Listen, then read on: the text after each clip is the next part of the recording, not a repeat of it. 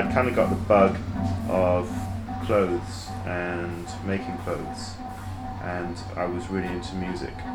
So I'd listen to the radio every night and listen to John Peel, dream about London, dream about, all these bands like Depeche Mode and Duran Duran when they were starting up.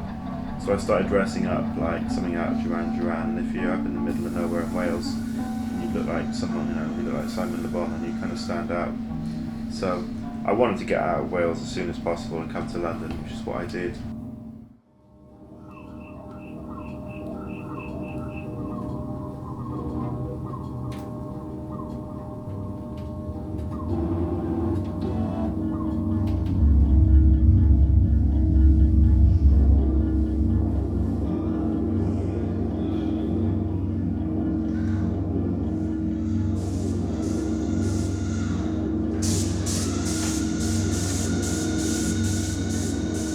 When I finished college, I was kind of sick of London. Seemed to be there was some kind of poll tax riot or a Brixton riot on every single street corner, and I just wanted to get out of London. It seemed quite boring at the time because it was Margaret Thatcher's time. It was a difficult time to be creative because you didn't feel like artists were required in society. You didn't feel useful. So I got a 3-ticket deal to the US. I went to San Francisco, Los Angeles and San Diego. They were talking about UFOs, and they were talking about psychedelics, and they were talking about the rave scene, and they were talking about all this stuff that was kind of happening in San Francisco. So my choice was either I go back to boring old Britain or I go to San Francisco, which is what I did. And eventually we moved to Haight Street in San Francisco with my buddy Nick, and I started to notice a lot of graffiti, particularly the artwork of Twist, and another artist called Reminisce. And Reminisce was amazing. She used to paint horses that kind of galloped all over San Francisco. There was a lot of freedom in San Francisco. It was amazing, and it wasn't my choice to be back in London.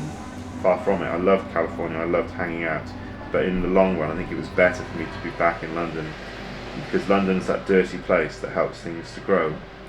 In the same way that you can't have a pearl without grit. One of the kind of missions of the Pure Evil thing is, it's a bit like in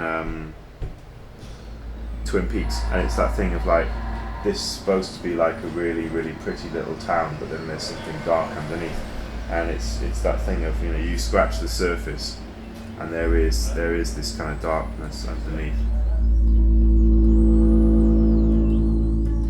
We crave the darkness. If we're in a relationship, we kind of sometimes we'll sabotage it, rather than just let it flow naturally. And we kind of want to have conflict in our lives. It's the reason we like to blow things up. We like to have explosions, and we like to go to war with other people. We don't just like to sit around and just enjoy the finest things of life that we've got. We're always thinking, well, maybe they've got something better than we have. Let's go and invade them and take over.